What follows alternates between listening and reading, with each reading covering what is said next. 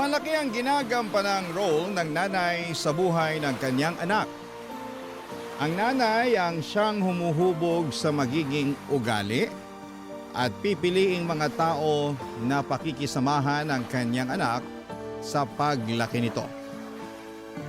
Ikaw, kabarangay, bilang isang anak, gaano kahalaga na maayos ang pakikitungo sa iyo ng iyong ina?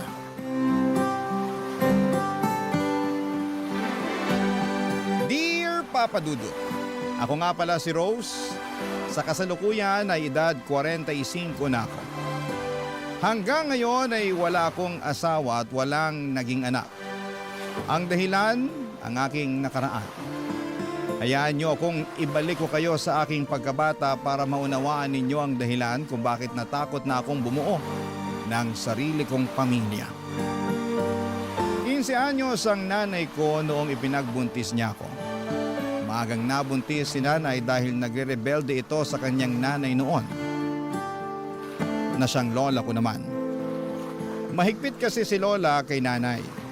Bukod pa roon ay masyado itong relihiyosa at madalas ay wala na sa lugar.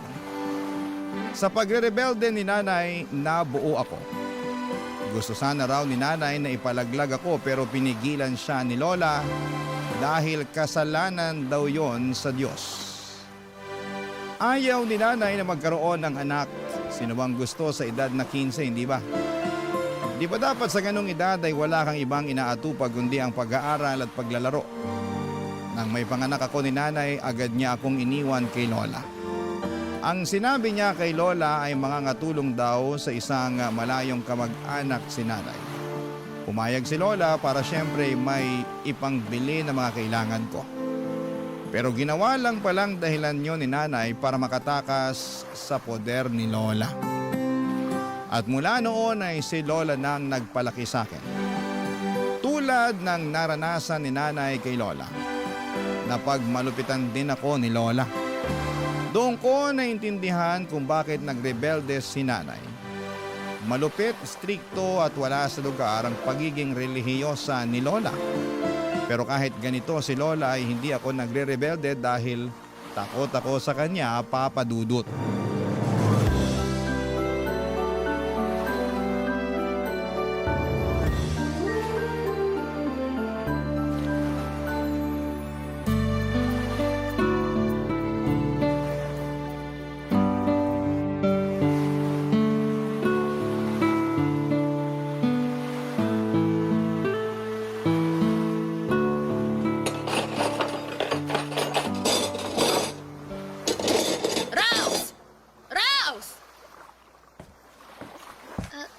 Lola? Ikaw ba talaga hindi na matututong maghugas ng pinagkainan? Tingnan mo nga, nagmamantika pa tong mga pinggan na hinugasan mo. Itong mga tinidoro, may mga kanin pang nanigas. Ay, ano ba naman to? Ang baboy mong bata ka. Uulitin ko na lang po, Lola.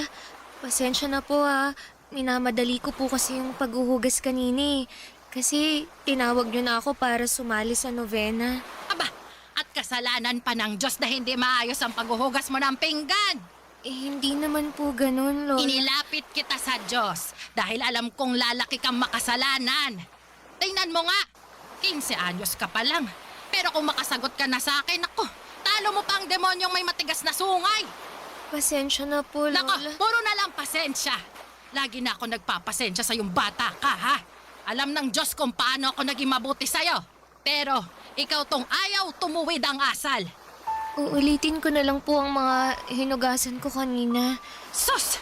Imbis na makatipid sa tubig at bareta, dahil sa katangahan mo, mapapagastos na naman ako. Alam mo ba kung magkano ang presyo ng bareta ngayon sa bayan, ha? Alam mo kasi, pinupulot ang pera.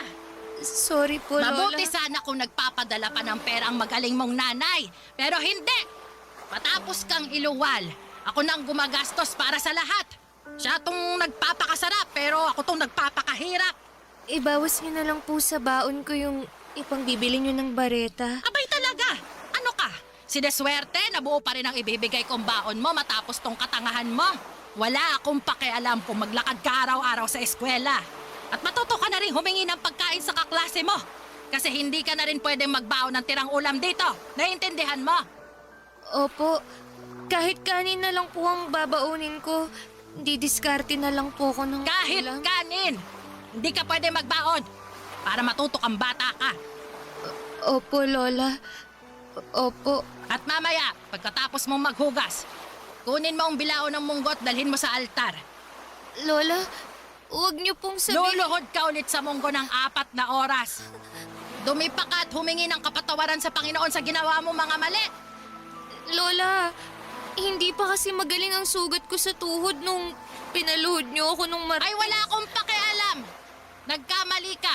Lumuhod ka ulit sa munggo. Kahit pumasok pa ang mga butil ng munggo sa tuhod mo, hindi ka pa rin tatayo hanggat hindi natatapos ang 4 na oras. Naiintindihan mo? Lola... Parang lumalabang ka pa, no? O sige, dagdagan mo ng 1 oras ang pagluhod mo sa munggo. Dagdagan mo rin ang asin ng munggo para lalong mas magsugat-sugat yung tuhod mo. Habang nakaluhod sa munggo noon, ay hindi ko maiwasang sambitin sa Diyos ang galit ko. Galit hindi lang kay Lola, kundi pati na rin kay Nanay. Hindi ko naman sana mararanasan ang paghihirap ni Lola na ibinibigay sa akin kung hindi ako iniwanan ni Nanay sa kanya. Pati nga sa Diyos ay nagalit na rin po ako. Bakit niya hinayaan na mapunta ako sa ganong sitwasyon? Napakabata ko pa para maranasan ang ganong klase ng hirap. Akala ko ba mahal niya ako? Mahal niya ang lahat ng nilalang niya sa mundo. Pero anong nangyari sa akin? Sa paglipas pa ng mga araw ay nagpatuloy ang pagiging malupit ni Lola sa akin. Napadalas na rin po ang pananakit niya. Kapag mainit ang ulo niya ay binubugbog niya ako kahit na wala akong ginagawa basta ako ang una niyang makita. Ako kaagad ang pagdidiskitahan niya. Lamog na noon ang katawan ko pero wala akong ibang magawa kundi ang tanggapin lahat ng mga yon.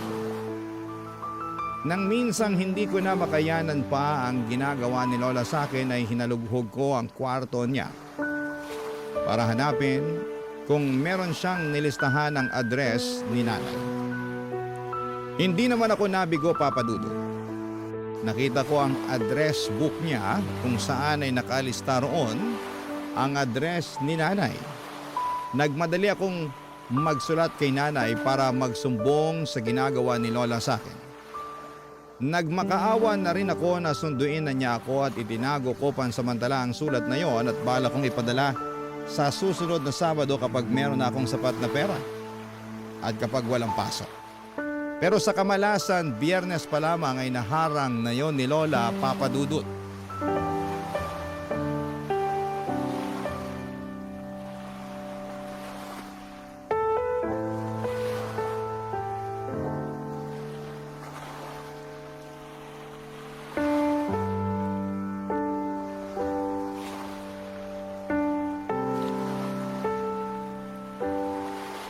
Ano tong sulat na nakita ko sa kwarto mo, ha? Lola, Teka, babasahin ko, ha? Dear Nanay, sunduin niyo na po ako. Ayoko na kay Lola dahil lagi niya akong sinasaktan. Sinasaktan? Hindi niya rin ako pinapakain pag galit siya. Ano to, Rose, ha? Ano to? Matapos kitang kupkupin at buhayin, ganitong igaganti mo sa akin, ha? sorry po, Lola. At ikaw pa talaga tong may ganang magsumbong na akala mo kinakawawa ka? Ay, ikaw din naman ang may kasalanan kung bakit kita sinasaktan. Kung hindi ka tanga at ginagamit mo sana yung kokote mo, edi hindi ka makakatikim ng pananakit sa akin. Hindi ko na po kasi kaya, Lola. At ako ba, ha?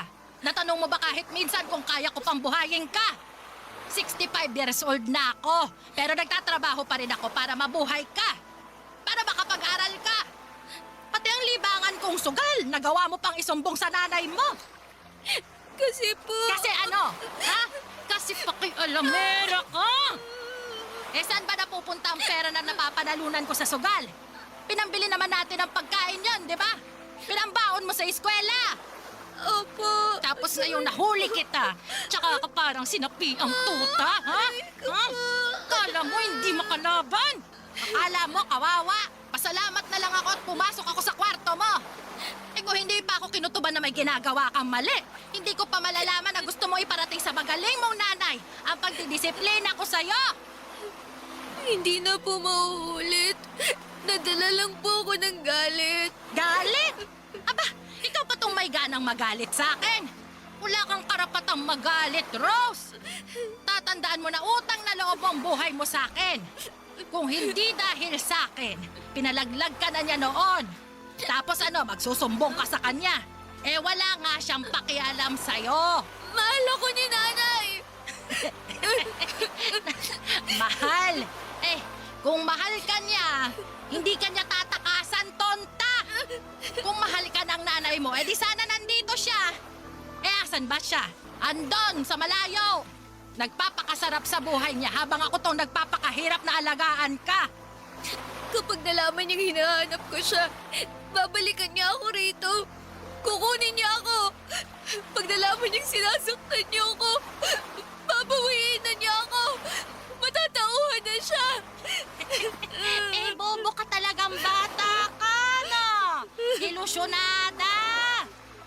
Hindi ko alam kung saan mo nakuha yung ilusyon mong gusto ka pa rin kunin ng nanay mo. Sinasabi niyo lang yan. Hindi totoo yan. Mahal ako ni nanay. Walang nanay ang hindi magmamahal sa anak. Sinungaling kayo. Ano naman ang mapapala ko sa pagsisinungaling ko?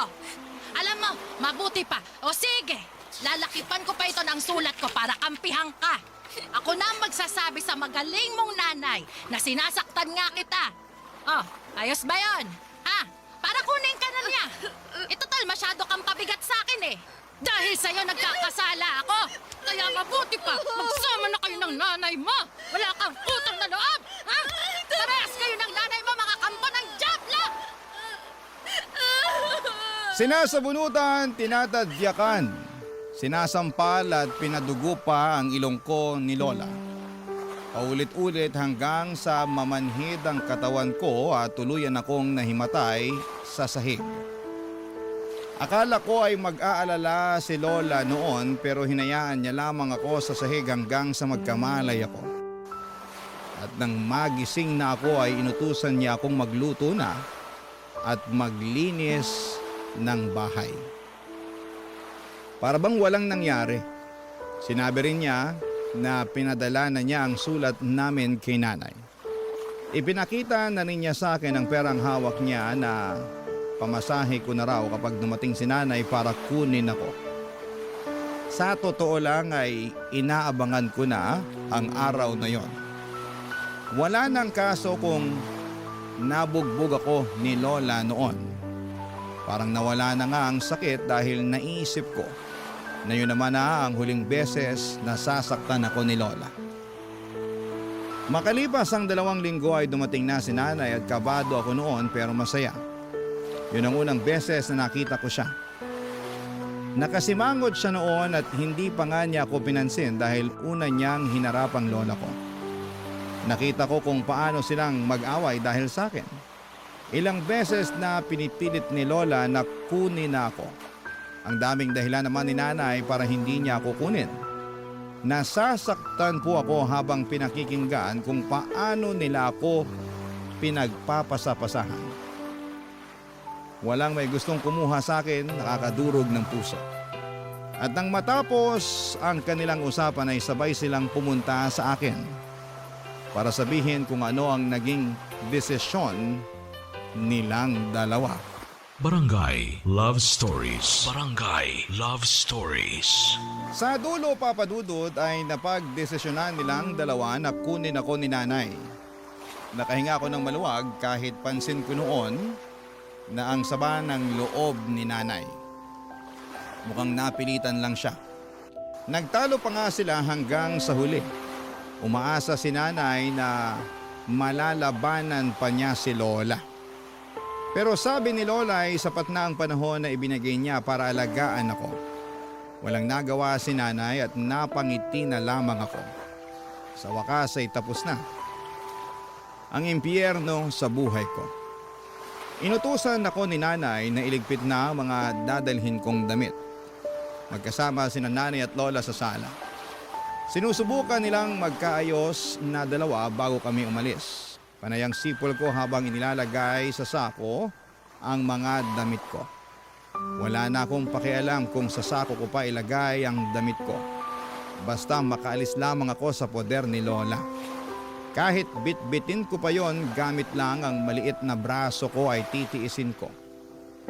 Pinaiwan ni Lola ang mga damit na sa tingin niya ay pwede pa niyang ibenta.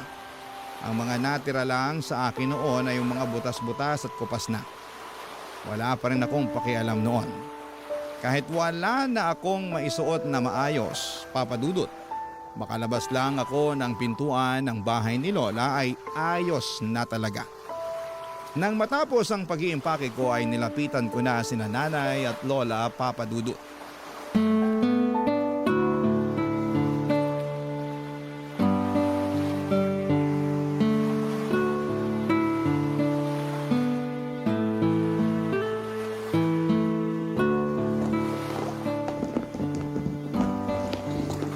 Sigurado ka bang iniwan mo na lahat ng mga magagandang damit mo?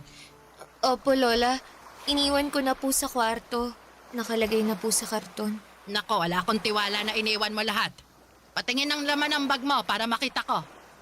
Sige po, Lola.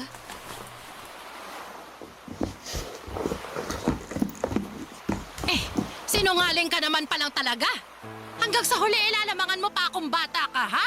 Bakit andito pa ang maong na pantalon na to? Bakit hindi mo isinali sa iiwan mo, ha? Alam mo bang pwede ko pa itong mabenta sa mga apo ng kasamahan ko sa simbahan? Nag-iwan lang po ako ng isang maong na pantalon, Lola. Para may pangpasyal kami ni Nanay. Tsaka 2 labahan na lang at kukupas na rin po yan. Pampasyal ninyo ng nanay mo. Umaasa ka ba na ipapasyal ka ng nanay mo eh? Wala ngang pakialam yan sa'yo. Ano ba yan, Nay? Pati ako dinadamay sa pagsisinungaling ng apo nyo. Rose, iwan mo na nga yung maong na pantalon at baka mangisay pa tong lola mo kapag hindi pinagkakitaan ng damit mo. Hoy, mahiya ka naman sa akin. Ako ang gumastos sa inabando na mong anak at ngayon babawiin ko ng pinundar ko sa kanya. Ako pa itong nagmumukhang masama. Sa bagay, kailan ka ba naging masama? Lagi ka namang tama, Nay. Wala kang kasalanan palagi, di ba? Mabutit alam mo. Hoy, Rose, ipasok mo na nga ulit sa bag yung mga damit mo para makaalis na tayo. Dalian mo, huwag kang kukupad-kupad dyan. Opo, Nay. Sa'yo naman nagmana ang kakuparan niyang batang yan eh. Ngayon, tiisin mong pakisamahan yung anak mong nakamana ng lahat ng pangit mong ugali. Tama na, Nay. Pwede ba? Magpaawat ka naman. Aalis na nga kami, oh. Ayokong tumigil sa kasasalita eh. Bakit ba? May karapatan akong magbunga nga dahil sa konsumisyon na binigay niyo sa aking mag-ina. Eh di sorry! Sorry! Sorry na! Ako na tong mali sa lahat. Okay na po ba? Hindi pa sapat yung sorry mo sa lahat ng napala ko dahil dyan sa katigasan ng ulo niya. Nay, Lola, tama na po. Huwag na kayong mag-away. Isa ka pa, Rose! Sabat ka ng sabat dyan. Bakit? Kinakausap ka ba? Usapan ng matatanda eh, sumasali ka. Talagang wala ka natutunang tama. Paano may matututunang tama yung si Rose? Eh wala namang tama sa mga pinagsasabi nyo. Walang utang na loob. Bastos ka! Kailan ba kaya mo, ha? Ang batukan ako? Gusto niyo sampal-sampalin niyo pa ako eh. Sige! Ano, Nay? Eto, oh! Oh, sampalin niyo na ako! Sampalin niyo! Dali! Para makabawi ka na sa lahat ng kasalanan ko sa'yo. Dali na, Nay! Ang lapit na ng pisngi ko, oh! Gawin mo na lang ang kulang, oh! Sampal na! Tama na po, Nay, Lola. Huwag na po kayong magsakitan. Umalis na po tayo, Nay, please. Wala ka naman pala, Nay. Kala ko naman matapang ka. Di mo naman pala kaya kapag hinamon ka. Pasalamat ka at ayoko na madungisan ng huling beses na makikita kong pagmumukha niyong dalawa. Alis! Layas! Wag na kayo magpapakita sa akin kahit kailan! Talaga! Kahit nakasilid ka na sa kabaong mo, hinding-hindi niyo na makikita ang pagmumukha ko! Hinila na ako ni nanay para makaalis na ng bahay ni Lola. Hindi niya ako tinulungan sa bit-bit kong sako. Sumakay kami ng jeep papunta ng terminal at hindi niya ako kinakausap. Hindi niya ako tinitignan. Pero panay ang titig ko sa kanya at doon ay napansin ko ang lungkot at pagkalito sa mukha niya. Papadudot alam kong hindi maganda ang naging ending ng pagkikita nila ni Lola. Umaasa pa naman ako noon na bago kami umalis ni nanay ay magkakaayos pa sila pero nagkamali ako. Hanggang sa dulo ay nagpuksaan silang dalawa. Sobrang lalim talaga ng galit nila sa isa't isa. At hindi ko maiwasang maisip na dahil sa pagkabuo ko sa mundong ito kaya nagkalamat ang relasyon nilang mag-ina. Nang makasakay na kami ng bus papunta sa bahay ni nanay ay doon pa lamang niya ako kinausap. Nilatagan niya ako ng mga dapat kong sundin sa bahay niya. Doon din niya inamin sa akin na meron na siyang asawa. Tony ang pangalan at halos 5 taon lang ang bata nito kay Lola. Wala silang anak na dalawa pero meron silang aso na parang tinuturing na nilang anak. At bilin ni nanay sa akin ay hindi pwedeng malaman ni Tito Tony na anak niya ako sa pagkadalaga. Kailangan daw naming magsinungaling at sabihing pamangkin niya ako at mangangatulong ako sa kanila. Wala akong nagawa noon kundi ang pumayag dahil kung ayaw ko raw ay iiwan na lamang niya ako sa bus at bahala na raw ako sa buhay ko.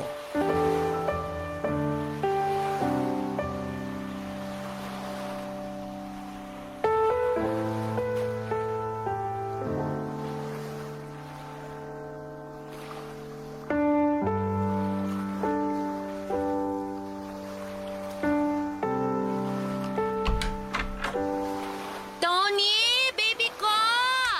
Andito na kami ng pamangkin kong si Rose. Mabuti naman at nakauwi ka na, baby. Yung aso natin, ayaw na naman kumain. Hala, pinagluto mo ba ng manok? Oo, inilaga ako na, pinirito ko pa. Pero mukhang naumay na sa manok eh. Bumili ako ng barbecue, ayaw din. Hey, Ano kaya nangyari dyan? May bukas pa kaya na veterinaryo ngayong gabi? naku, wala na. Nagtingin na rin ako. Di naman siya matamlay eh. Pero sabi ng katrabaho ko, palipasin lang daw ang gabing to eh. Baka busog pa raw kasi o kaya, yun nga, naumay na sa karne. Bantayan na lang daw magdamag para masabihan bukas yung veterinaryo pag ipapacheck up na.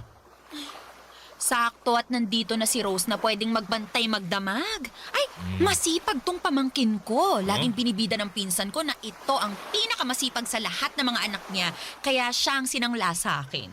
Sinangla? Malaki kasi ang pagkakautang ng nanay nitong si Rose sa akin. At ang kabayaran na lang, magtrabaho raw ang batang to para sa akin. Diba, Rose? Diba? Opo, tama po si tita. Ganun ba? Huwag kang mag-alala. Kahit na wala ka namang sahod hindi ka naman namin gugutumin dito. Ay, huwag mong sabihin yan, Tony. Baka mamaya maging masiba to sa pagkain. Mapagastos pa tayo imbis na makabawi sa utang ng nanay niya sa akin. Hoy, Rose, sakto lang ang kainin mo, ha? 2 beses ka lang kakain sa isang araw, sa tanghali at gabi lang. Tipirin mo rin ang pagkain ng kanin at may kamahalin ng bigas dito sa Maynila. Opo, tita. Malaki pa lang pagkakaawig yung dalawa. Hindi ko kayo kilala mapagkakamalan ko kayo mag-ina. Tumigil ka nga, Tony. Ang layo naman ang mukha niya sa mukha ko, no? Tsaka tignan mo naman ang kutis namin. Tisayin ako. Ito namang si Rose parang sunog na barbecue. Wala naman sa kulay yan. Napansin ko lang sa hugis ng mga mata at mukha nyo. Halos parehas Wala namang masama lalo't magkadugo naman kayong dalawa. Siya. Huwag na lang natin pagtalunan at baka tuyuin ka na naman at awayin mo pa ako. Mabuti naman. Ay, baby ko. Pwede bang tignan mo muna yung aso natin habang inaasikaso ko tong si Rose? Bibilinan ko na rin siya ng mga dapat gawin dito sa bahay para alam na niya kung paano gagalaw mamaya. Sige. Mabuti pa nga. Mag-iinit na rin ako ng ulam natin para may makain na tayo. Ay, konti lang ang initin mong ulam, ha? Hindi nakakain tong si Rose. Nakarami na siya ng mani at nilagang saging sa bus kanina. Sigurado ka ba? Marami pa naman yung ulam. Pwede pa siyang makisalo sa atin. Sayang naman kung hindi natin mauubos agad baka mapanis na yun. Di kapag nangangasim na, ipakain na natin kay Rose. Ikaw talaga, bebe ko. Puro ka biro Sige na. Maiwan ko na kayong dalawa dyan Asikasuhin ko lang yung aso natin. Hoy, itikan mo na akong tawaging nanay sa harapan ni Tony, ha? Di ba ilang beses na kitang binilinan sa bus na isaksak mo dyan sa utak mo na tita ang itatawag mo sa akin? Kapag nabuko tayo ni Tony, palalayasin talaga kita. Sorry po, Nay. Oo, yan na naman!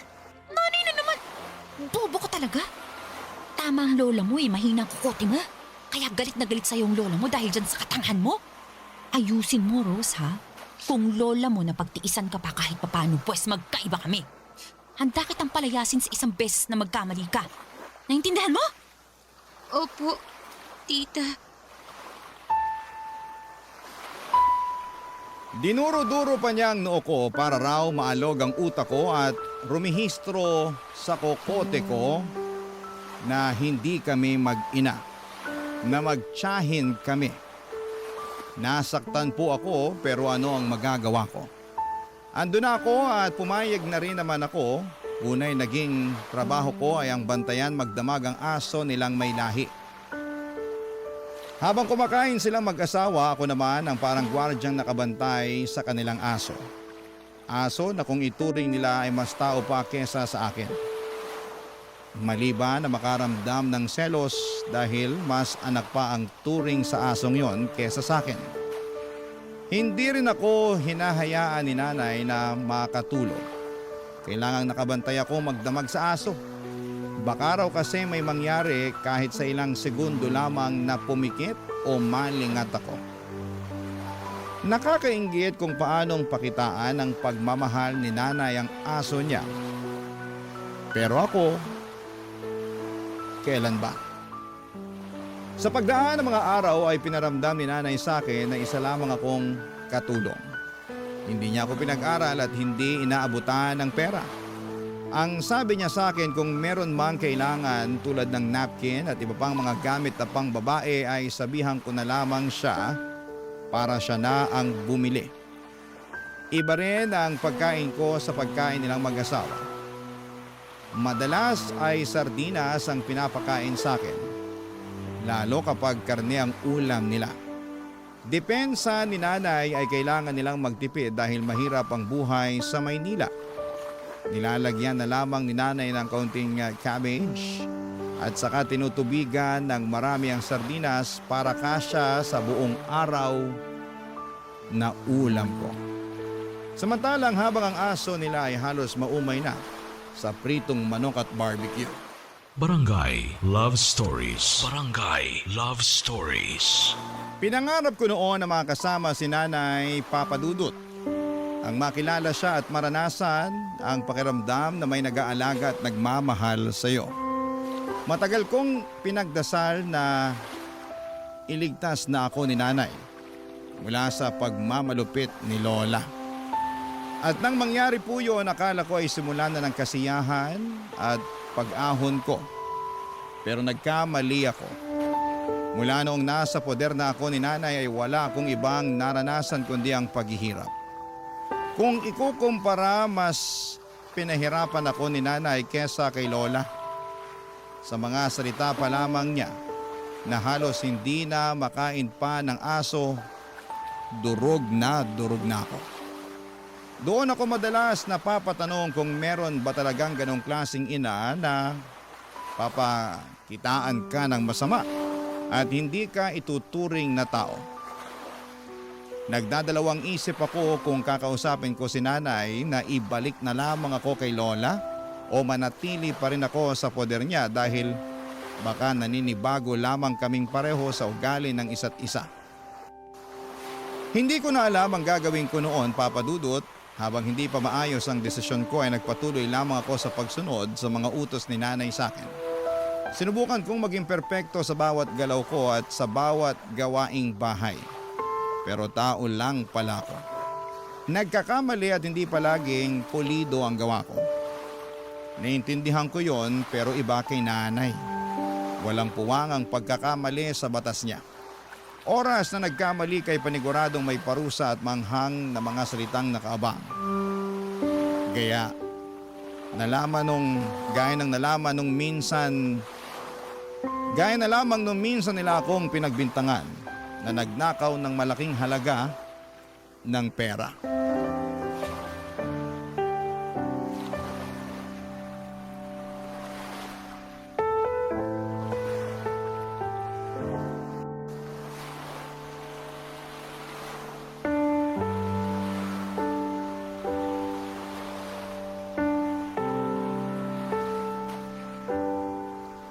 Ano nga ulit yung inutos sa akin ni nanay? Maglampaso, tsaka ano nga ulit yun? Siguradong siya nga ang kumuha ng sahod ko. Teka, usapin natin. Rose! Rose! Ano po yun, Tito? Ilabas mo na ang pera ko! Nasasaktan po ako, Tito! Masasaktan ka talaga kapag hindi mo pa nilabas ang pera ko! Ano pong perang sinasabi niyo? Ka na magmaang-maangan dyan! Alam namin na kinuha mo ang sahod ko sa kwarto namin! Hoy, Rose! Ilabas mo na! Baka mas lalo ka pa masaktan eh! Dalian mo na! Tita, wala po akong alam tungkol dyan, promise. Wala po talaga. Hindi naman po ako pumapasok sa kwarto niyo eh. Di ba nga bawal akong pumunta ron? Eh, mali pa namin kung pumapasok ka ron kapag wala kami! Ilabas mo na ang pera ko, Rose! Huwag mo na akong gagalitin! Kailangan ko yung pambayad ng renta natin! Tito, wala po talaga akong kinukuha. Mamatay man. Eh, papatayin ka talaga namin kapag hindi ka pa nagsabi ng totoo! Nagsasabi naman po ako ng totoo eh. Maniwala po kayo. Hindi ko po galing magnakaw. Anong hindi? Eh sabi nga ng tita mo na nagnakaw ka noon sa palengke ng mga chichiri at barya ng mga tindera! Wala pong ganun, tita. Hindi ka lang pala magnanakaw, sinungaling ka pa ha? Hindi ka talaga aamin, ha? Talagang ginagalit mo kami? Teka lang, ha? Tuturuan ka namin ng leksyon. Tony! Hilahin mo nga yun sa kusina! Dali! Isang ulo mo ha? Aray! Tama na po! Nasasaktan po ako! Wala po talaga akong kinukuhang pera niya! Nung bata ako, dinuturugan at pinapahiran ako ng nanay ko ng siling na puyo sa mata kapag nagsisinungaling ako. At mula noon, natuto na ako magsabi ng totoo. Natakot na akong magsinungaling. Kaya subukan natin sa'yo ngayon, Rose. Subukan natin! Huwag po, tita! Parang awa niyo na! Wala po talaga akong kinuhang pera! Tita, maniwala po kayo! Tito, hindi ko po yun gagawin! Malakot lang naman yung siling yan, di ba? Hindi mo naman tototohanin ipapahid yan sa mata ni Rose. Bakit hindi tututuhanin? Paano matututo kung hahayaan nating makatakas yan sa kasalanan niya? Pero baka naman, kung mapanong mata niya kung papahiran ng sili. Bakit ba parang nanlalambot ka na dyan? Ninakawan ka na nga ng demonyitang batang yan eh. Kailangan niya ba parusahan? Dilat mo yung mata mo! Dali! Huwag po, tita! Please! Wala po akong dinadakaw! Eh, tumahimik ka! Nakakalimti ka! Etong sa'yo! Ayan! Busit itong hawak kong sinilabulo sa mata mo! Ayan! Ano? Magnanakaw ka ba? Ha? Sagot! Magnanakaw ka ba? Buisit kang bata ka! Yan!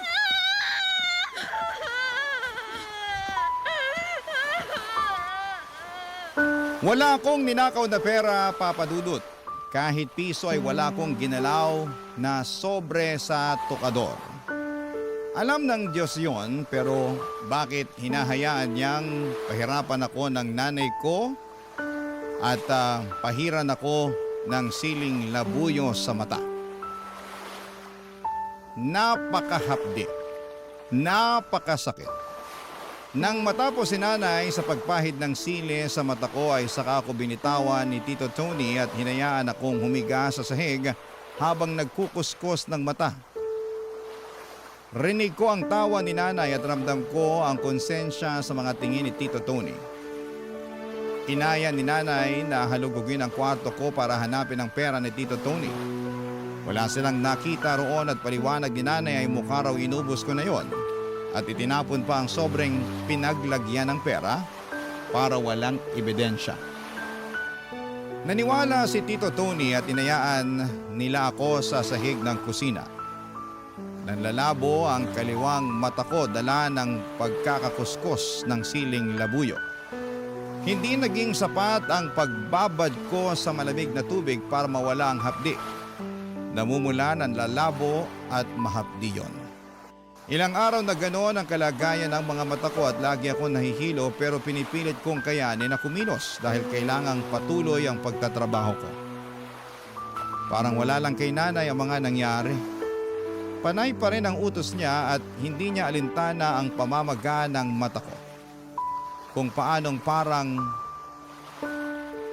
malagatas na ang itsura ng kaliwang mata ko.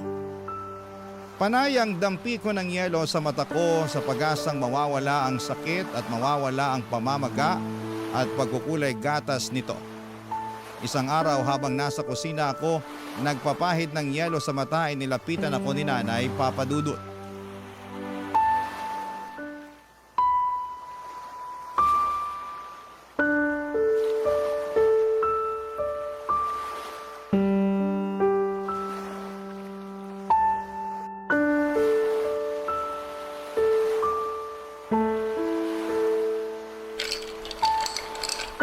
Ano?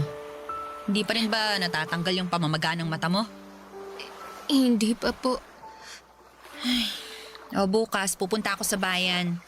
Bibilhan kita ng pangpatak sa mata mo. Yung para sa sore eyes. Baka pwede na yun. Sana umepekto. Kung hindi, wala na tayong magagawa. Tiisin mo na lang na ibabad sa malamig na tubig o sa yelo. Ikaw naman kasi, tigas ng ulo mo. Hindi na po halos makakita ang kaliwang mata ko. Ay, normal lang yan. Babalik din sigurong linaw ng mata mo kapag nawala na yung pamamaga. Paano po kung hindi na po? Di tanggapin mong ganyan ka na lang talaga. Yan ang kapalaran mo. Ano pa bang magagawa natin? Ganyan na nga nangyari. Wala po akong kinuhang pera. Kahit piso. Alam ko. Alam niyo, Oo nga. Paulit-ulit. Boba. Bingi mo. pero bakit hindi niyo sinabi kay Tito Tony? Bakit hinayaan yung kaladkarin at sabunutan niya ako? Bakit niyo pinahiran ng sili ang mata ko? Bakit pang dami mong tanong? Gusto ko pong malaman. Kasi hindi ko maintindihan kung bakit ganito ang ginawa niyo sa akin. Gusto mo bang makatikim ulit, ha? Talas ng dila mo, ah. Pasalamat ka nga at yan lang ang inabot mo, eh. Hindi ko naman po dapat to nararanasan eh. Kasi wala naman po talaga akong kinukuhang pera. Oo na nga. Paulit-ulit. Ay. O sige, para matigil na to, aaminin ko na. Ako ang kumuha sa pera ng Tito Tony mo. Po, hinaan mo yung boses mo. Baka marinig ka ng kapitbahay eh. Nagamit ko sa sugal. Hindi ko naman kasi alam na mapapatalo ko lahat eh. Bala ko namang ibalik, kaso biglang hinanap ng Tito Tony mo. Hinatakot ako na magalit siya sa akin. Kaya sa akin yung ibinintang. Tama! Magaling! Sino-sino ba naman ang magtutulungan kundi tayong magkadugo, di ba? O ngayon, alam mo na. Bati na tayo, ha? Bakit niyo po ito nagawa sa akin? Arte mo naman. Mana ka sa lola mo. Ang drama. Kakanood mo yan ng teleserye. Alam mo, mabuti pa, magsaing ka na para makakain na tayo bago dumating ang tito mo. Bilisan mo na. Pag dumating si Tito Tony, sasabihin ko sa kanya ang totoo. Sasabihin mo sa kanya ang totoo? Ilalaglag mo ako? Ako na sarili mong nanay? Kailangan niyang malaman ang totoo. Para malinis ang pangalan ko sa kanya. Bakit kailangan pa nun? Hindi na. Makakalimutan din yun ng Tito Tony mo. Palipasin lang natin yung galit niya. Pero Ang tigas ng ulo mo, ha? Sige, gumanyan-ganyan ka sa akin at hindi kita bibilhan ng pangpatak sa mata mo. Hayaan kita mabulag. Gusto mo yon? hindi po. Kung mananahimik ka at magpapakabait ka, malay mo. Kapag banalo ko sa sugal sa susunod na linggo, ipapacheck up natin yung mata mo. Magsusugal po kayo. Oo, at huwag kang magkakamaling magsumbong sa Tito Tony mo, ha? Ayaw niyang bumalik ulit ako sa pagkalulong sa sugal. Pag ikaw talaga nagsalita, humanda ka. Pati ka ng mata mo, bubulagin ko. Dinuroan ako ni Nanay sa mukha sa sobrang gigil niya, Papadudut. Sakay tinulak at pinagsasampal habang nakasandal ako sa pader. Hindi na po ako lumaban pa, parang nasanay na ang katawan ko sa pananakit niya. Nang matapos at mapagod na siyang saktan ako ay saka siya lumabas ng bahay para magsugal. Iniwan niya akong mag-isa sa bahay at nakatulala ako at hindi na ako makaiyak noon. Parang pakiramdam ko ay nauubos na ang luha ko. Nang makabawi ako ng lakas ay pumasok ako sa kwarto ko para kunin ang mga damit ko. Yun na ang huling araw na titira ako at mananatili sa impyerno. Umalis ako ng bahay na yon. Umalis ako sa bahay ng nanay ko. Umalis ako sa impyerno. Hindi ko po alam kung yon ang hudyat ng Diyos para tulungan ako. Dahil sa paglaboy ko sa kalsada, saktong nakasalubong ako ng mga grupo ng madre na siyang tumulong sa akin nang malaman nila ang kalagayan ko. Pinapulis nila si nanay at si Tito Tony. Ilang beses nagmakaawa si nanay sa akin pero wala na akong natira kahit katiting na awa sa kanya. Inilayo na ako sa kanya ng tuluyan at wala na akong naging balita pa sa kanya. Ngayong lagpas 40 na ako. Kapag naaalala ko ang nakaraan ko, hindi ko pa rin maiwasang makaramdam ng takot at sakit. Lalo na sa tuwing napapaharap ako sa salamin at napapatingin sa namumuti kong kaliwang mata. Hindi na po nakakakita pa ang kaliwang mata ko dahil sa kagagawa ng sarili kong nanay sa akin. Yun ang multo ng nakaraan ko na patuloy kong bitbit kahit na ilang dekada na ang nakakalipas. Yun din ang dahilan kung bakit mas pinili kong huwag mag-asawa at magkaroon ng anak sa takot na magaya ako sa lola ko at nanay ko. Hindi ko kakayaning magdala ng bata sa mundo, lalo kung alam kong bugbog ako sa nakaraan. Pakiramdam ko ay magagaya lamang siya sa sinapit ko. Kaya kung tatanungin ninyo ako kung bakit pinili kong mag-isa, yun ay dahil sa mga maling tao na nakasama ko noong 15 anyos pa lamang ako. Maraming salamat po sa pagbasa ng aking liham. Ang inyong kapuso at kabarangay forever, Rose. Napakasakit na nangyari kay letter sender. Pero buti sa uli, naging maayos pa rin ang buhay niya. Anong say mo sa Barangay Love Stories na ito? Pagkwentuhan natin sa comment section yan. Ang mga kwento ng pag-ibig, kwento ng buhay, at kwento ng pag-asa dito sa Barangay Love Stories.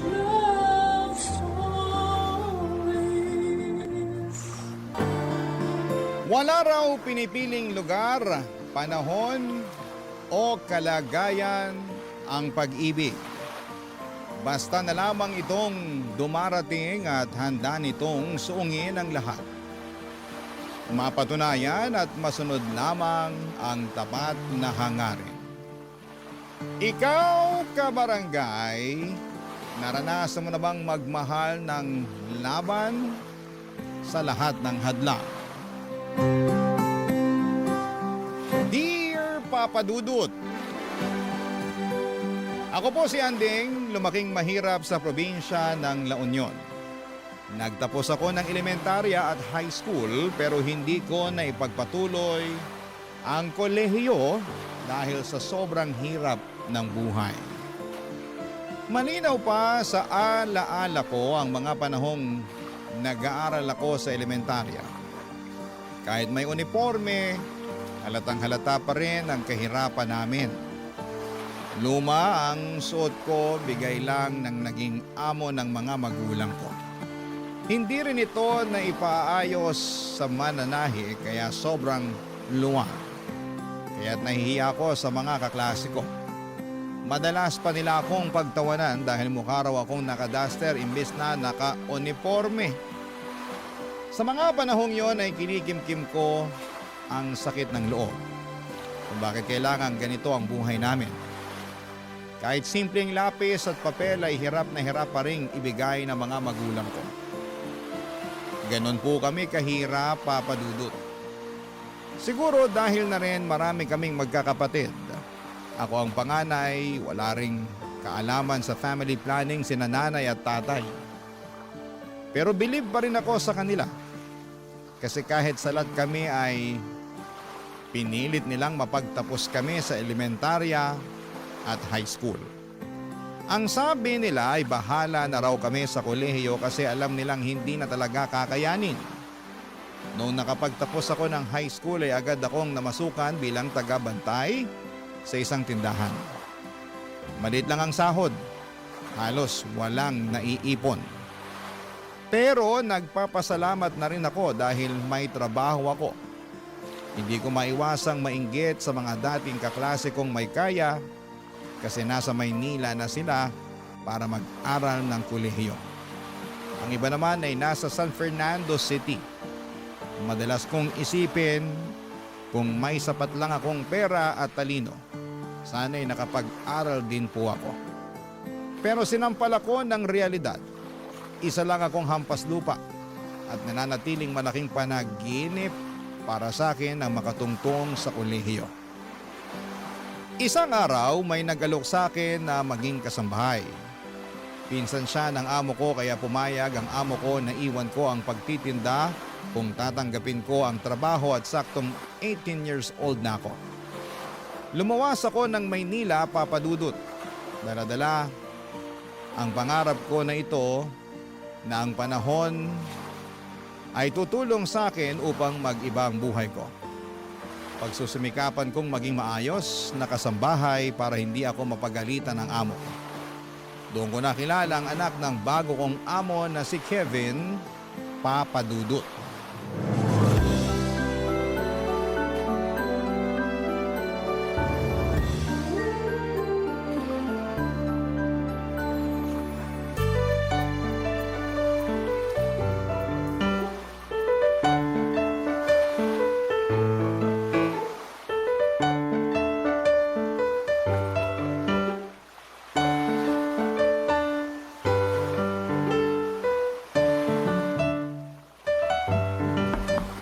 Sir Kevin? Sir Kevin, kumain na po kayo. Kanina pa po nakahanda yung pagkain nyo. Sir Kevin? Sir, gumising po muna kayo para makakain. Bilin po ng mami nyo na on time daw po kayo pakainin kahit walang pasok. Sir! Sir! Sorry.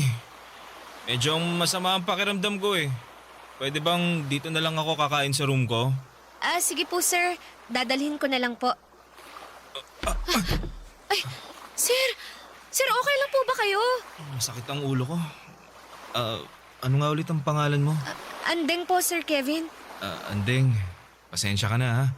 Pwede mo ba akong alalayan pabalik sa kama ko? Medyo nahihilo rin kasi ako eh. Sige po, sir. Ali po kayo. Ay, naku, sir. Sobrang init niyo po. Baka nasobrahan lang ako sa pag-gym. Akala ko kaya ng katawan ko eh. Naku, sir. Kailangan niyo pong uminom ng gamot. Tama, para humupa tong init ng katawan ko. Sir, saan po ang mga gamot niyo para sa lagnat? Meron ako sa drawer. Sige po, kukunin ko na. Naku, alin kaya rito? Nakita mo ba? Ito pong para sa lagnat. Oo. Sandali, sir, ha? Baka kailangan niyo munang kumain. Pwede naman yung gamot na yan kahit walang laman ng tiyan ko. Sige po. Heto po. Salamat, Andeng. Naku, sir. Sobrang init niyo po talaga. Tawagan ko na ba ang mami niyo? Kasi binilin ka niya sa akin eh. Ito talagang si Mami. Ginawa na naman akong baby. Huwag mo nang tawagan. Nakainom naman na ako ng gamot. Pero hindi po biro yung init niyo, sir. Meron akong thermometer sa drawer din. Kukunan ko na lang ng temperature ang sarili ko. Sige po. Sandali kukunin ko.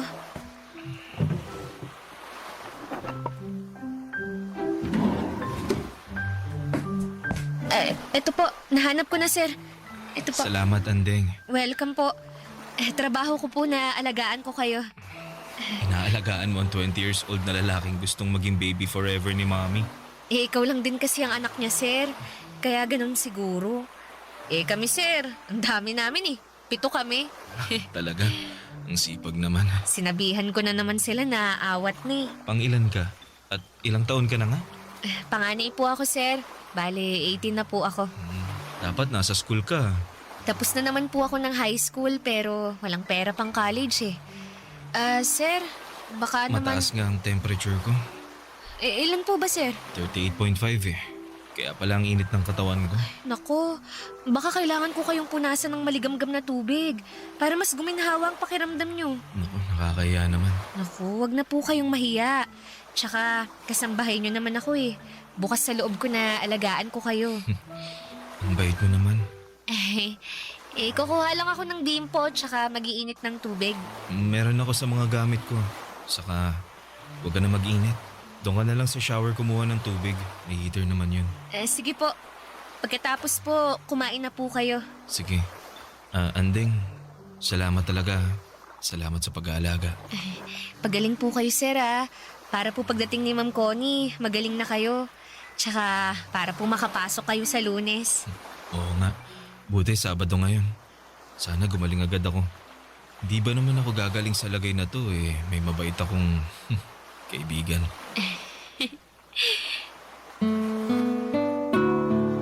Papadudot, nakakaawa talaga kapag may sakit ang isang tao. Sa kaso ni Kevin ay lagnat lang naman. Pero labis ang pasasalamat niya dahil inalagaan ko raw siya.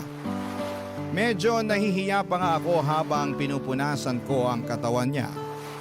Pero kailangan kong gawin para kahit papaano ay gumaan ang pakiramdam niya.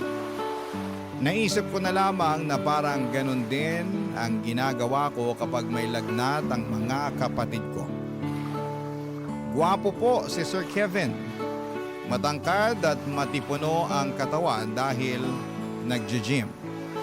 Third year college na siya noon sa isang kilalang university sa Maynila. Kaya alam kong maliwanag ang magiging kinabukasan niya. Siguradong makakahanap siya ng maayos na trabaho. Hindi tulad ko na hindi man lang nakatungtong ng kolehiyo. Pero papadudot, kung gaano kabait si Sir Kevin sa akin, gano'n naman kaiba ang ugali ng nanay niya. Sobrang madam talaga. Parang mga karakter na napapanood ko sa TV o naririnig sa inyong programa sa radyo. Mataray at nakakatakot kapag nagsalita siya. Hindi ka pwedeng magkamali sa harapan niya dahil siguradong tatalakan ka. Kaya naman sobra ako naging maingat sa trabaho ko, papadudot. Pero kahit na anong ingat ay may mga pagkakataong sumasablay din ako. O hindi niya gusto ang ginagawa ko, papadudot.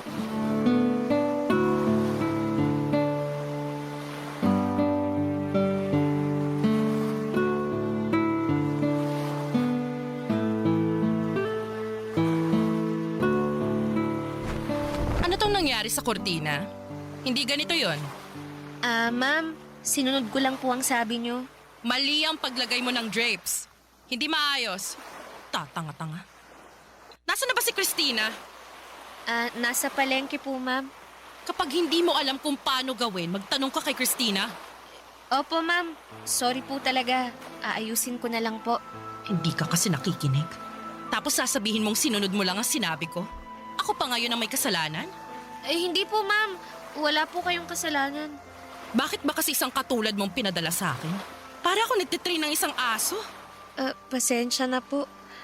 Nakakairita yung pasensya mo, ha? Gawin mo na lang kaya ng tama ang mga pinagagawa ko sa'yo.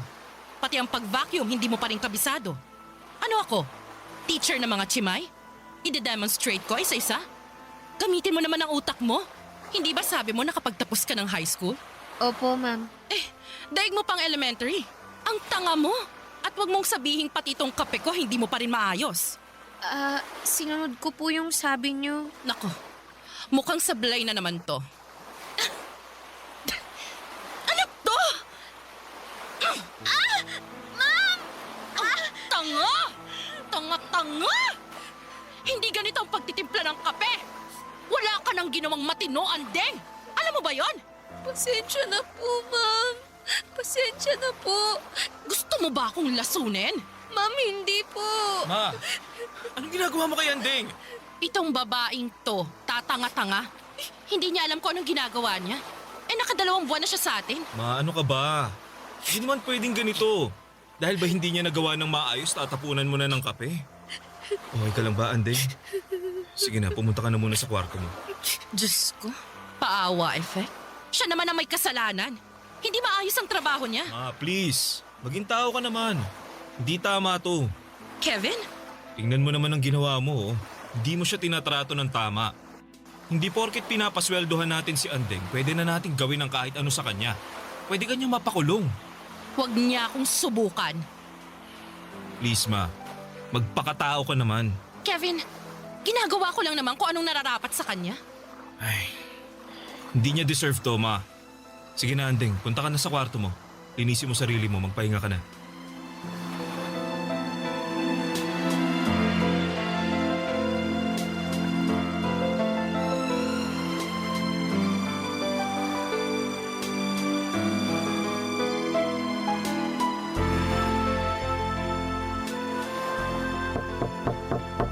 Andeng, okay ka lang ba?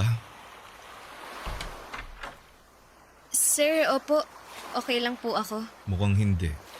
Medyo mapula yung mukha mo. Oh. Sumusobra na talaga si mama. Paano kung nalapnos yung mukha mo? Hindi na po ganun kainit nang tinapon niya sa mukha ko. Kahit na, pinagmalupitan ka pa rin niya. Kakausapin ko siya mamaya. Baka mas lalo lang siyang magalit sa akin kasi kinakampihan mo ko. Naku, mali naman talaga ang ginawa niya eh.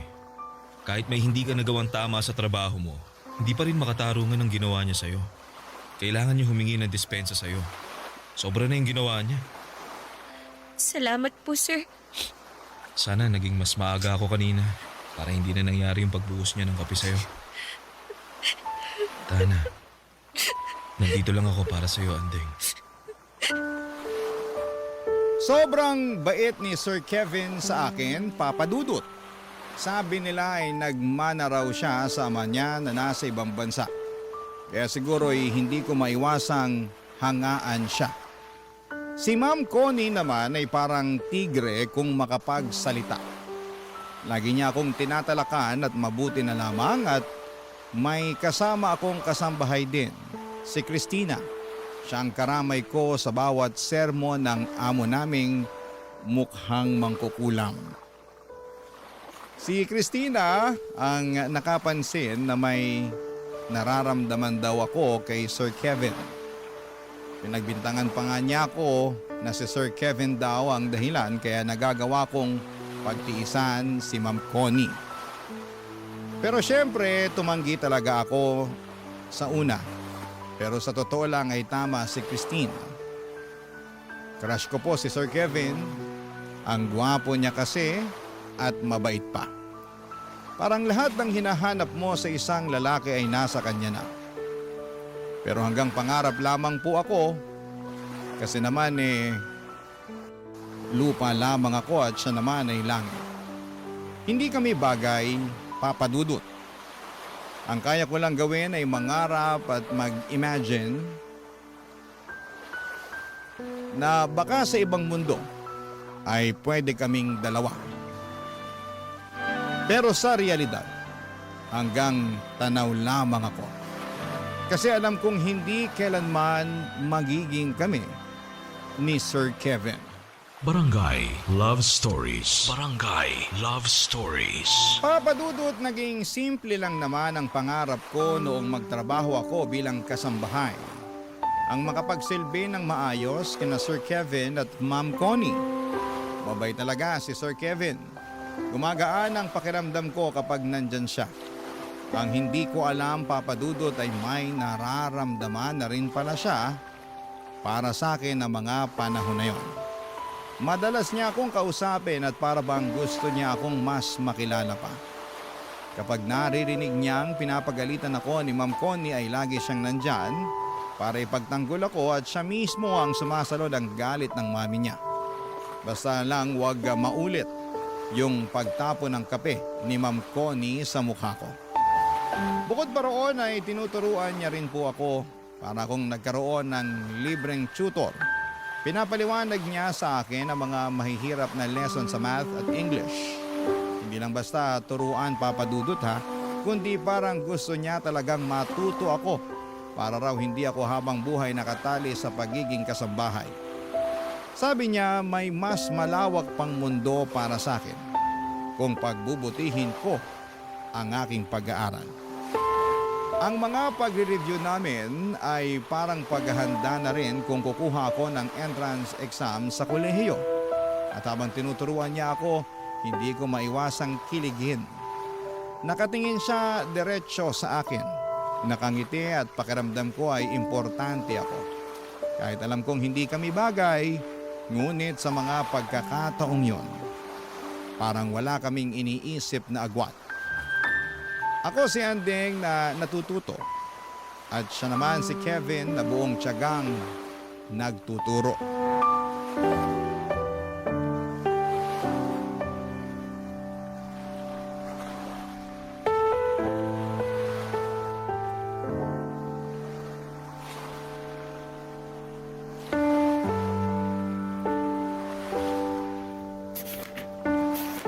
Oh, ayan.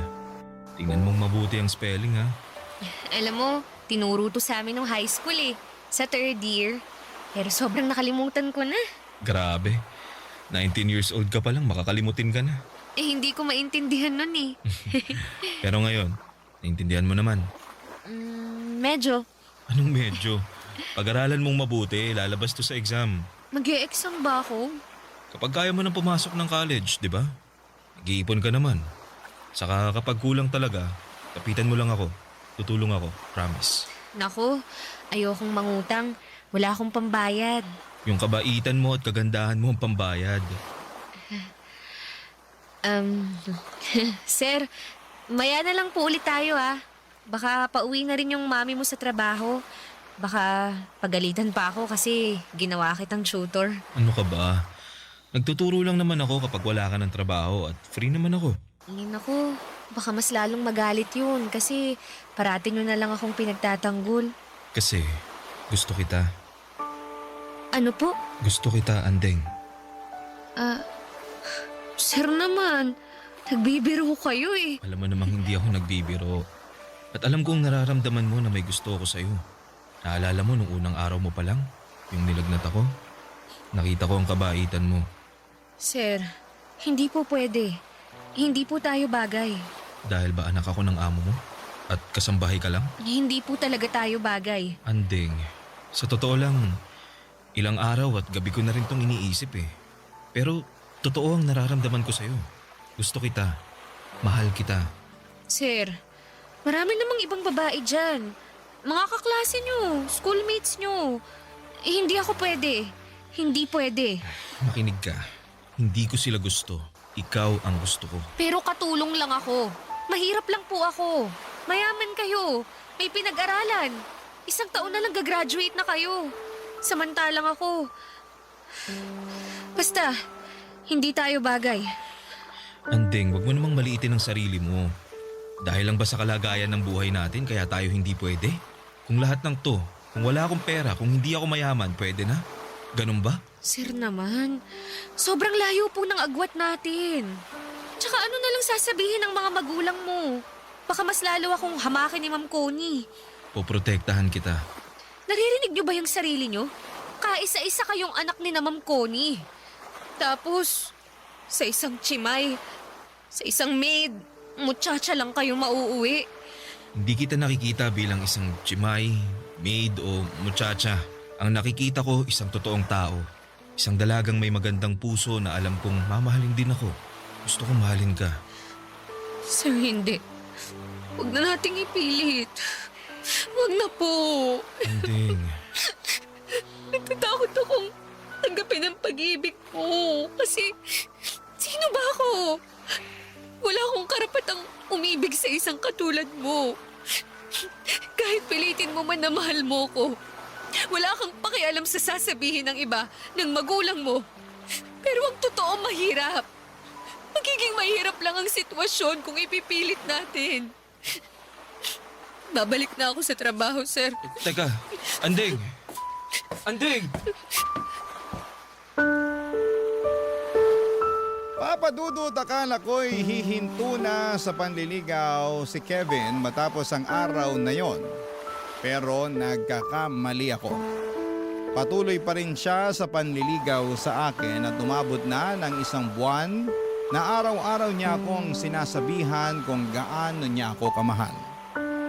Paano mo nga ba mapipigilan ang tibok ng puso?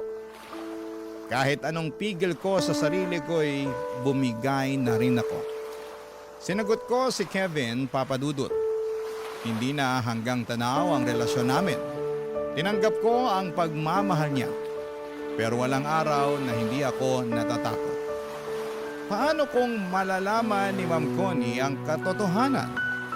Sa tuwing kinakausap ako ni Kevin at sa bawat pagngiti niya ay parang may naaninag akong anino ni Ma'am Connie. Pinapakaba ang bawat araw ng paglilihim naming dalawa sa aming relasyon. Sa bawat oras na magkasama kami, ramdam ko ang saya at kapayapaan. Pero sa likod ng lahat ng yon ay may kaba, Papa Dudut, at takot din po akong nararamdaman. Si Kevin mismo ang nagsabi na hindi naman kami gumagawa ng masama. Ang gusto niyang ipaalam na namin sa mami niya ang katotohanan. Buo talaga ang loob niya pero ako ang umaayaw.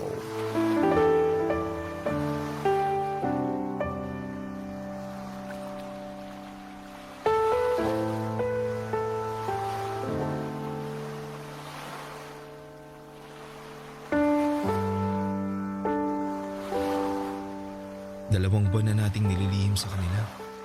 Baka kailangan na talaga nating sabihin. Da naman akong ipaglaban ka, Anding. Kevin naman, baka ganito na muna tayo. Magtatago? Hindi naman tayo gumagawa ng masama ah. Nagmamahalan tayo. Sige na, lumabas ka na ng kwarto ko. Baka hinahanap ka na ng mama mo. Anding, gusto kong hindi na tayo maglihim sa kanila. Kevin, ang hirap nun. Kasi naman, kung ipagtatapat natin sa kanila, sa mama mo, ano na lang ang sasabihin niya sa akin? Malanding chimay na inaakit ang anak niya? Alam kong mahirap to. Pero nandito ako para ipagtanggol ka. Hindi mo ako inakit, kusa kitang minahal. Mahal kita. Mahal din kita, pero... Anong naririnig kong mahal-mahal? Bakit magkahawak ang kamay ninyong dalawa? Malandi kang babae ka? Anong ginawa mo sa anak ko? Teka, Ma. Huwag niyo saktan si Anding. Mahal ko siya, Ma. Ano? Girlfriend ko siya. Nahihibang ka na ba, Kevin? Itong hampas lupang to? Hoy, babae. Anong ginawa mo sa anak ko? Siguro binigay mo ng sarili mo para maakit mo ang anak ko, no? Ma, hindi siya ganun. No. Ang mga tulad niya, isang ambisyosa. Umalis ka na rito. Lumayas ka rito, babae ka! Ma, pwede ba? Ang tinaas ng pangarap mo? Pumili ka naman ng lugar ng pangarap mo. Hindi ganito! Umalis ka! Umalis ka! Lumayas ka! Ma! Maawa po kayo, ma'am. Huwag niyo po akong palayasin. Hindi ko na po uulitin. Hindi ko po mahal si Sir Kevin. Wala po to. Anong pinagsasasabi mo? Hindi kita mahal. Anding. Ma'am Connie, huwag niyo po akong palayasin. Wala po akong malilipatan. Kailangan ko po ng pera. Promise po, hindi ko na po papapasukin si Sir Kevin sa kwarto ko. Anding.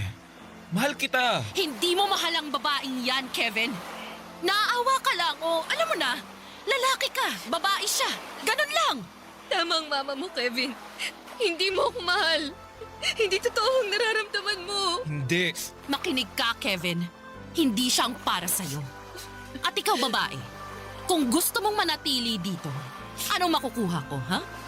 Gusto kong lumayas ka para mapigilan ang balak mo sa anak ko. Mas mababantayan niyo po ang kilos ng anak niyo kung nandito ako. Kasi kung wala ako rito, at dahil sa ambisyon ko na yumaman, pwede pong makipagkita ako sa anak niyo nang hindi niyo alam. Kaya dito lang po ako. Magtatrabaho po ako. Tama bang sinasabi mo? Opo. Kaya maawa po kayo. Huwag niyo akong palayasin. Anding, bakit mo ba ginagawa to? Hindi kita mahal. Okay, nakapag-desisyon na ako. Mananatili ka rito.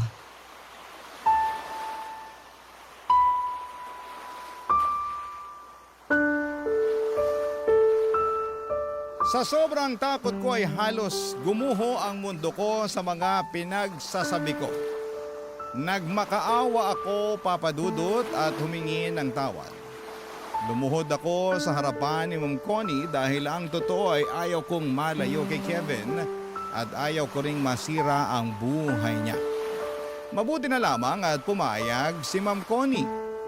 Hindi niya po ako pinalayas agad. Pero nagtakda siya ng mabigat na kondisyon. Pinayagan niya akong manatili hanggang sa katapusan ng taon pero may malinaw na utos. Hindi ko dapat nilalapitan o kinakausap si Kevin. At pagkatapos ng taon ay kailangan ko nang umalis at hindi na muling bumalik sa bahay nila. Siyempre hindi naman pumayag si Kevin, Papa Dudut. Sa harap mismo ng mami niya ay pinaglaban niya ang pagmamahala namin. Pero matigas si Ma'am Connie. Sino ba naman ako para maging girlfriend ng anak niya? Ang sakit, Papa Dudut. Nandun na ang taong mahal ko handang ipaglaban ako. Pero kailangan kong tanggapin ang realidad na pinagtagpuman kami pero hindi kami tinadhana. Langit siya, lupa ako, ang isang katulad ko. Hindi kami pwedeng magsama, Papa Dudut. Ang sakit sa puso at alam kong sobrang nasaktan si Kevin sa mga sinabi ko. Pero lahat ng yon ay hindi totoo. Hindi ko inambisyon na maging mayaman sa paraan na ganito. Hindi ko niloloko si Kevin. Mahal ko siya at nasasaktan ako sa lahat ng ito, Papa Dudut. Para bang sinasaksak ang puso ko sa sobrang sakit. Parang hindi ako makahinga sa sobrang sakit. Ganito pala kapag ang isang mahirap ay umiibig sa isang mayaman. Kailangang ilugar ang sarili sa tamang kalagyan. Barangay Love Stories. Barangay Love Stories. Papa Dudut, hindi naging madali ang mga sumunod na araw sa pamamalagi ko sa bahay. Halos wala pong lumilipas na araw na hindi ako pinapagalitan ni Ma'am Connie. Maliit na pagkakamali ay pinapalaki. Kahit simpleng bagay ay nagiging dahilan para pagalitan niya ako. Tinitiis ko na lamang habang ramdam kong gusto akong kausapin ni Kevin. Lagi siyang naghahanap ng pagkakataon pero iniiwasan ko siya. Hindi dahil sa ayaw ko, kundi dahil natatakot akong lalong magalit ang mami niya. Ang sakit sa pakiramdam na naroon lamang siya, pero kailangan kong umiwas. At para bang tinutusok ang puso ko tuwing nagtatama ang mga mata namin, Papa Dudut. Mahirap magpigil. Mahal ko po si Kevin at alam kong mahal niya rin ako. Pero araw-araw ay pinapaalala ng sitwasyon na hindi sapat ang pagmamahal kapag hadlang ang pagkakaiba ng estado sa buhay. Para po sa akin, ito lang ang paraan ko para kahit papaano nakikita ko si Kevin kasi mahal ko siya. Kaya kong tiisin ang pangahamak ni Ma'am Connie sa akin.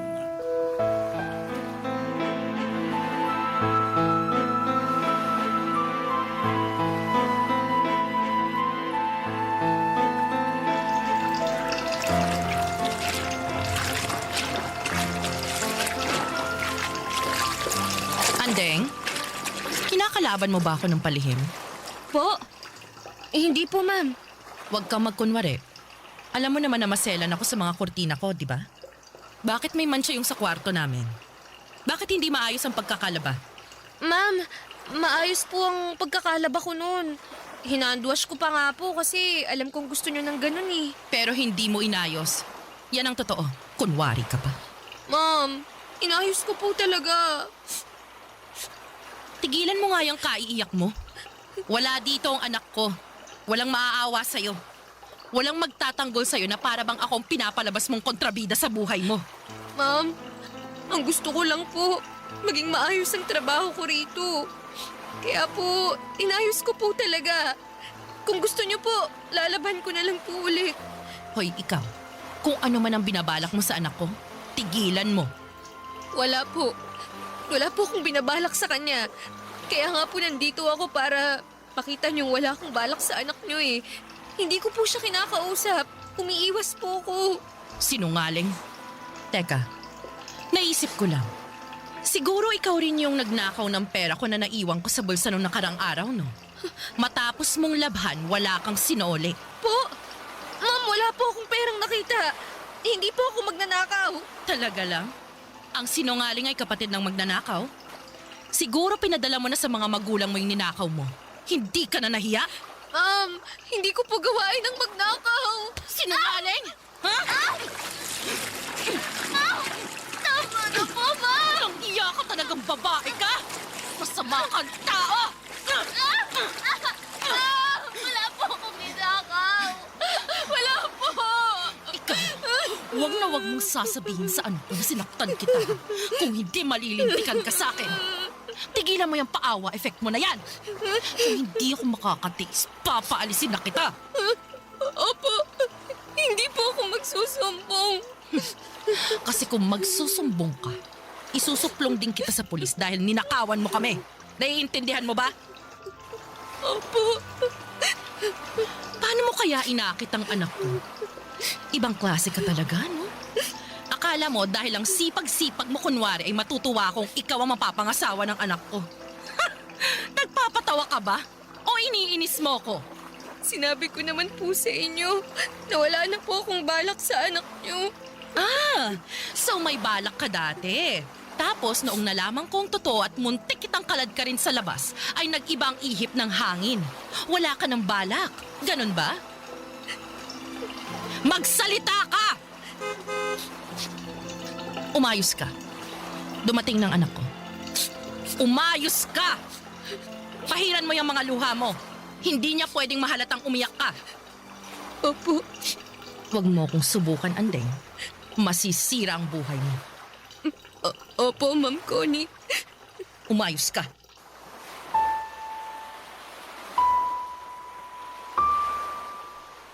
Papadudot sa tuwing wala si Kevin sa bahay ay doon ako pinapahirapan ni Ma'am Connie.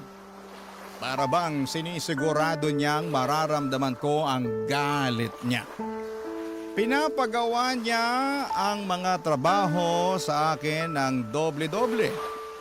Maglinis ng buong bahay kahit kakatapos ko lang. At may pagkakataon na pinapaulit sa akin ang labahan kahit kakatuyo pa lamang ng sinampay. At madalas din akong pinapahiya ni Ma'am Connie sa harapan ng ibang mga tao, Papadudot. Binabaligtad ang mga pangyayari para palabasing ako ang may kasalanan. Pero tiniis ko ang lahat ng yon. Hindi ko sinasabi kay Kevin kasi ayaw kong magkaroon ng lamat ang relasyon nila ng mami niya. Ayokong maging dahilan ng pagtatalo nilang mag-ina. Mahal ko po si Kevin, Papadudot, at yon ang dahilan kung bakit ako nananatili kahit na hirap na ako. Sa bawat araw na nagdadaan, ang parusa na ibinibigay sa akin ay lalong tumitindi.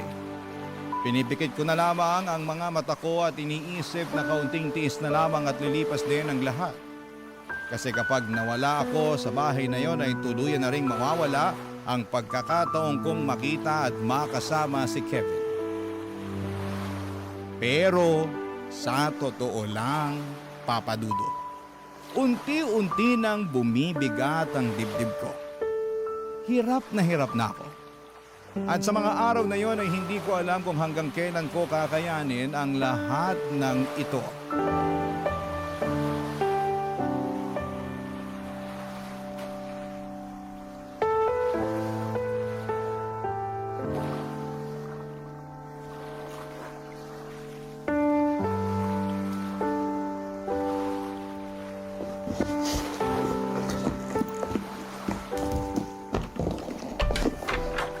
Andeng, anong ginagawa mo?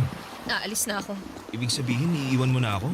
Sana noon ko pa ginawa to eh. Andeng, alam kong nagsinungaling ka lang kay mama na hindi mo ako mahal.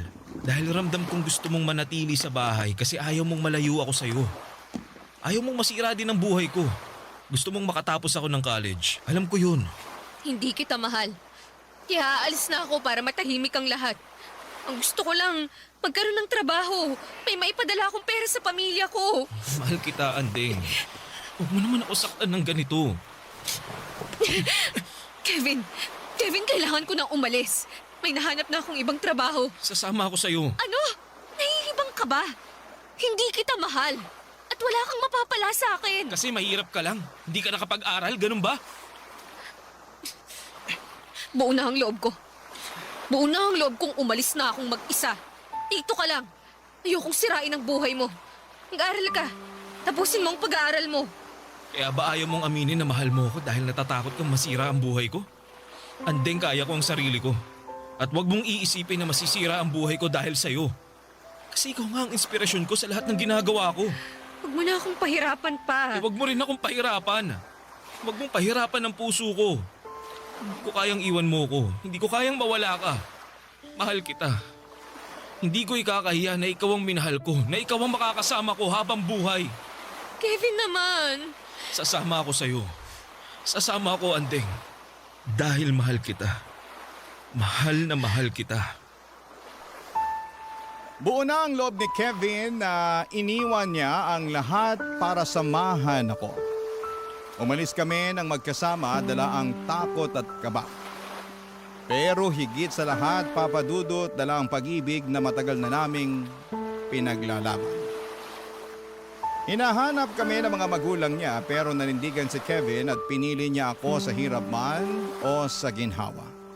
Pinili niyang magsimula ng mahirap kasama ako. Kesa ang mabuhay ng marangya pero wala sa tabi niya. Doon ko lalong napatunayan, Papa Dudut, na totoo ang pagmamahal niya. Nagsimula kami sa wala except doon sa naitabi niyang pera. Pareho kaming nagbanat ng buto, si Kevin nagtatrabaho habang pinagpapatuloy ang pag-aaral niya. Kahit na anong hirap ay hindi siya sumuko hanggang sa makapagtapos siya sa isang state university. At nang siya naman ang nagsimula ng magtagumpay, ako naman ang kanyang pinagtapos. Papa Dudut, hindi madali, maraming luha, maraming gabi ng gutom at pagod.